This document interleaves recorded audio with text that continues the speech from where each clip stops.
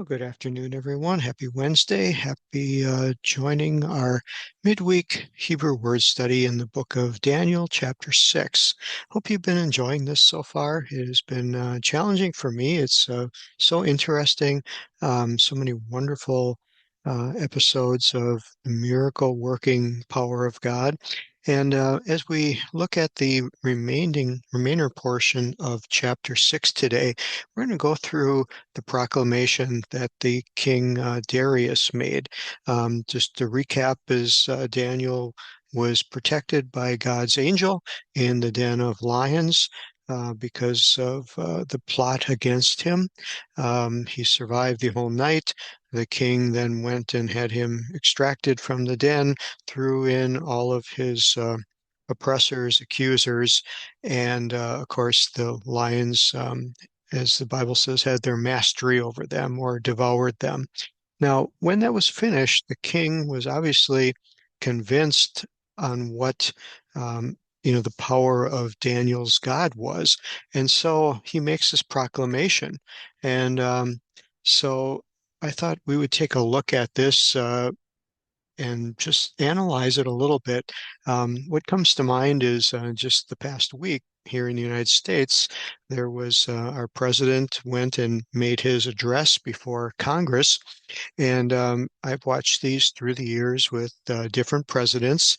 And it's always just interesting, as you may have noticed, those that are in favor of what of the president and supporting him, cheered and gave accolades to everything he said.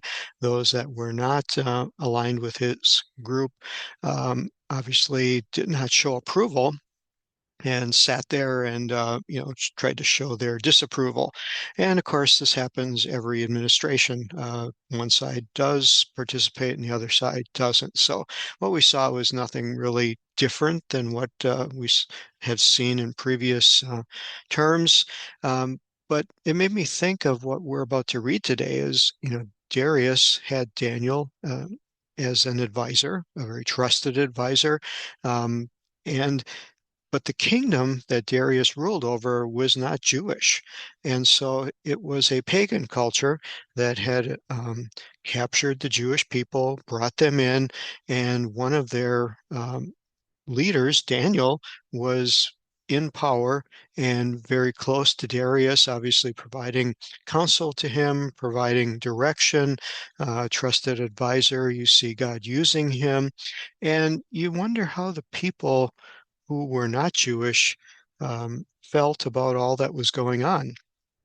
Could it have been that, when this proclamation was given, as we read, about to read in verse 25, that you can almost see the country divided, and we don't know what the percentage was, but the Jews were not a majority. They were a small minority, but yet here they were having extreme influence because of Daniel and Daniel's allegiance to God, and God um, obviously orchestrating this and showing his power. And you just wonder how the other portion of the kingdom went, um, how did they know? How were they informed about this plot and the ending of it, and how Daniel prospered, and how his those against him, saw their demise? And what effect did that have on the kingdom? What effect did it have on, what they thought of King Darius? Did the other Babylonians embrace what was going on, or did they reject what was going on? Were they in favor of this proclamation that was about to be given, or did they look at it as a threat to their livelihood? They're obviously a pagan culture with all of their own forms of how to ascribe to it, the pagan deities, places of worship, all the things that were tied into that. And now the king seems to be leaning more in favor of Daniel's God and the Jewish culture, Hebrew culture. And, we don't have any clue as to how the Jewish people worshiped, how many there were. But you could really see that there's probably some concern in the kingdom over what had happened, and you just wonder how the people took it. So that's the thought that was going through my mind as I was um, going through this last part. So we're going to go through this proclamation. Um, we'll try to read the Aramaic here, give you a little bit of flavor for how it sounds.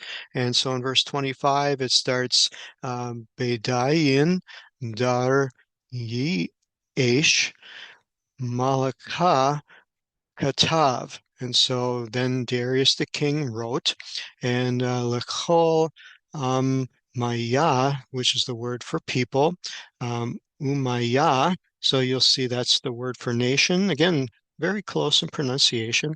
The little letter at the end, it looks like an X form is an aleph. That's actually like the word of the. It's the um, direct object, or it tells you that it's the nations, the people. Very different than English, which has a separate word for it. Aramaic puts it on the end with this aleph tacked on. And then it gets to the word of languages. And in this is beginning little letter here is a vav, which is the word and Vayishanaya. And so that's the word for languages, and it comes from the word for lashon, which is the word for tongue. And so that's just kind of interesting as I see in biblical narrative, the word for languages and tongue is always kind of an interesting word because, we in English have the word language. We don't use the word that people speak with, tongue other than in a religious standpoint of like on the day of Pentecost when they spoke in other tongues. And so it's interesting to see how the biblical history plays out for describing things like that. And so here's this word, lishan or lisan, which means a tongue, but related to a speech, and also can mean a nation. We have to remember that Aramaic and Hebrew are not very rich languages when it comes to the amount of words in them. English is a very rich language with over 1 million plus words, and so words can be very specific to mean a certain thing. Hebrew, Aramaic have very few words. Biblical Hebrew has 7,000, about 7,500 words, and so words can have different meaning. So that's sometimes very challenging for us as we translate into English, is what is the correct interpretation? What is the correct translation? Should it be language? Should it be tongue? Should it be nation? And so it's just good to know that. But here, some of this biblical historical background has to do with the ability of speech, remembering that literacy was not very high. Many people could not read, could not write, so everything was done verbally, and it puts the emphasis of power and control on the ability to communicate. And so we see that expressed in the biblical narrative. And it's always good for me to remember that when people heard things, when people were taught the Bible, when people were taught biblical things or things just about the nation and the culture, it was all done verbally. And so you found someone that you trusted who could read. And when there's a proclamation, someone had to read it to you, and you trusted what they told you was correct. You didn't have a chance to challenge it because you couldn't read. So that's all packed into this little word translated as languages. And then it goes on, D. Um, Deyarin, which is dwelling. Here you'll see what's called the Kariv and the um, Beton, which is what's written and what is read. So what you see in the brackets that are straight up and down here on the right side is the word that appears in the biblical text, but because of the ancientness of the language, no one was familiar with what this word really meant. It wasn't spelled the same way. It has this aleph here in the middle, and so no one knew what it meant. So what they did was they didn't want to change the writing of the Bible, but what they did do was add a word in the brackets, which is what they understood this word to mean. It has pretty much all the same letters except the Aleph was changed out for this little yod here, and that was what was known in their language, and it was the only way they could express the word. And so what they did was they put down, here's what is written, but here's how it's pronounced. And so they have the word for dwell here, the word machal, ar'ah, which is the word for earth, and then it gets into another word, shalah machon, which is the word where shalom comes from. Maybe you could kind of hear that. So clicking on the hyperlink, we unpack this word, and it comes from the word shalom, which is Aramaic. Hebrew word for that is shalom. The shalah, you may hear if someone is speaking Arabic, it would be shlama. And so all these words are so beautifully related. And the word shalom, we normally translate that as peace, but it has a much deeper meaning in the biblical culture, Aramaic, Hebrew culture, because peace comes from an understanding that everything is well. And to a person in that time frame, everything would be well when everything is complete. Means all your needs are met. Everything that may be going on in your life has been satisfied. Remarkably, it's tied into a type of sacrifice, a peace offering that they would offer in the temple. Other cultures would offer that because they knew that being at peace or being in shalom, being complete, was more than just having your basic material needs met. It was also satisfying your conscience. It was satisfying your religious ambitions. It was, did you have peace in your heart? So there, it was a kind of a compound um, meaning of understanding that you might have a refrigerator full of food, but your life is a mess because of problems in your life. You're not complete. You can't be at peace. And so that's just another beautiful unpacking of where their understanding of saying shalom or peace came from. So the king starts out with this verbose introduction, greetings to everyone in all the nations and languages that were underneath his rule, and that he wants peace to be in the world that he controls. Again, so poignant for our day today as everything is going on with the episode in Russia, Ukraine, the unrest everywhere around the world. The leaders, when they get up, their main mantra is, we want peace, we want to live in harmony. And then, but the thing is, how do we take that? How do we interpret that? We know how we feel. Sometimes we're believing, sometimes we're skeptical. Here thousands of years ago, the king was doing the same thing, remembering that he's speaking to a very divided nation. He's speaking to his people who are pagan in culture, but had just witnessed a mighty move of God. And, maybe they weren't all on board with it. So the king is trying to address that. So he moves forward, and the Aramaic would be min kadamai sim ta'im. I from here I make a decree.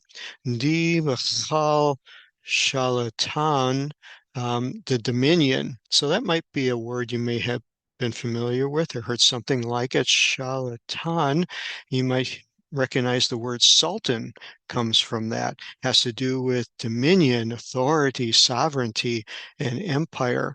And I just, as I study this more and more, I just marvel and thrill at how these words are related. So he's speaking about the dominion, Malchuti, which is of his kingdom. And then it comes into a couple of words that are very interesting. It uses the word for tremble, which is lechevon, and so what we see here is another use of the word tremble, tremble, and then the words in the brackets and the words in parentheses indicating that this word, has an aleph in it. Here it has a yod in it. So the word wasn't in common usage, trying to figure out what it really meant. And so let's just unpack this first word here. And surprisingly, has nothing to translate as being trembled, but it has from the word hayah, which means to become, to exist, to do. Again, it's one of those beautiful words in the Hebrew and Aramaic that just says something is going to be happening, that he wants something to occur. And so he's saying to occur, that has a lamed preposition, um, to occur this essence of something. And so it's translated as tremble.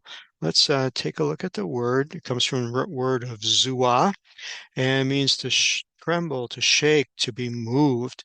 And again, this is a very common thing that we see through the scriptures of the idea of fear in relationship with serving. And here, we see the king using these words of to fear and to tremble. And when we read the Bible, we see the words of to fear and to tremble in our relationship with God. And it can give us some very mixed emotions as to what does it mean to fear God? What does it mean to tremble in his presence? What is our attitude supposed to be? How do we balance that with the other scriptures, which are in just as great of abundance of loving God, of respecting God, of being in a relationship with him, and then the verses that say, fear not. Okay, how do we process all of this? And you will find that it's challenging, and you will find that you will hear messages that are often very mixed about how sometimes fear can be used as a controlling factor. Unfortunately, it's used in many of those ways, not only in um, politics and in governing, it's also used in religion and used in many groups where fear is used as a motivator.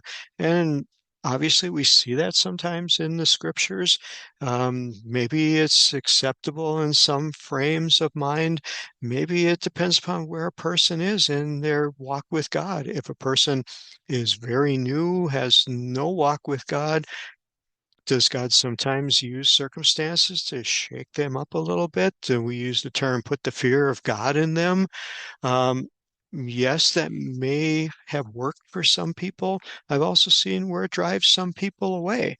And so we have to remember that there is no one size fits all. We are uniquely created in God's image. We have attributes of God, and there are people who are motivated in many different ways. And so I think the key for us is when we are being the ones who are learners or learning, is to find out what motivates us. And as we talk with others, and we're trying to ultimately have the goal of helping them, of being encouraging to them, finding out what motivates them, and not to use the wrong motivation. Those of us that have had children know that sometimes there are children who are motivated by different things, and some are motivated by fear, some are motivated by encouragement. If you use the wrong motivation, such as fear, you can harden their hearts, and you can create a wall of resentment and a wall of distance between them. But yet you don't want to just let them go off on their own way, and you want to protect them. And so all of these relationships are very complicated and require prayerful and spirit guided direction on how to operate as God who created them knows what's best for them. And so I find that very interesting here that the king wants this trembling. And here is the fear word again as we open up, a little different than what's in Hebrew. It's dachal, to fear, to be afraid. What happens when this fear happens is you slink down, you shrug down, you lower yourself because you see the big hammer above you, basically. And this is what ancient rulers felt was most effective for keeping people in line. Again, as we read the Bible and we read on God's relationship with us, I don't see this as what God truly desires for a relationship with us, as He's our Heavenly Father, and we don't want to shrink in fear when we see His hand being raised because it may be reaching out to embrace us, and it may be reaching out in love to pick us up. And so as we seek our connection with God and our relationship with God, is to look past maybe the earlier translations, maybe the earlier unpackings of what fear is as it relates to God, and look at it as a love and respect, and knowing that He does have all power, but He also has a love and a mercy and a compassion for all of us that is so much stronger and so much more prevalent than the capability of doing punishment. I believe He desires to show His love and His mercy. And so the king here is using some of these same words, min, kadam, before, Elahe, the God, Daniel, of Daniel, who, for he, Elaha is the God of Chaya, living, Vekayam, steadfast, Le'alemin, forever, Malchute, again, this is the word for kingdom, very much like in Hebrew. Dila tit chaval, kabal, and God's kingdom shall never be destroyed. Veshaltane, his dominion shall endure ad sofa, to the end. And then he brings out some things on how Mesheziv, he delivers, and Umotzil, he rescues, Be'al Bade, he works. This word is also very interesting because it comes from the root word abad, which is where the word to serve, to labor. And again, sometimes it's translated as a slave, as such of servitude and such of indentured servant. And again, we have to be very careful when we look at the Bible and assign words that fit in the word of slavery, because it can also have the meaning of just to work, of having a heart desiring to serve rather than being forced to serve. It's desiring to serve. And so, again, we have to be careful when we unpack words like that, because they can be unpacked in a way that denotes fear and negativity rather than positivity and encouragement. So another word here, ati and vetimhi, signs and wonders. These are always words when I see this in the Bible that challenge me for an understanding, because signs and wonders are what we see God doing throughout the Old Testament and throughout the New Testament. Jesus performed many signs and wonders. And so we see that this word, at, remembering that Jesus spoke Aramaic, and that this word would be the same one that he used, or what was spoken of him as he performed signs and wonders in the New Testament. And I love seeing that connection, and to know that God has the power to do that. So Darius is obviously giving these accolades to God on the behalf of working through Daniel in relationship to the power of stopping the lions. And then it closes out the chapter by saying that Daniel prospered in the reign of Darius. So obviously, Daniel, although being old, still had a lot yet to give. And as you can tell, we're only in chapter 6. There's a lot more to learn. And this word, salach, means to proceed, to advance, to make progress, and that it's part of a journey. That's what I find very interesting, is this isn't just a one-time, the bucket's open and you receive something. This is a journey of spiritual growth, of divine missions.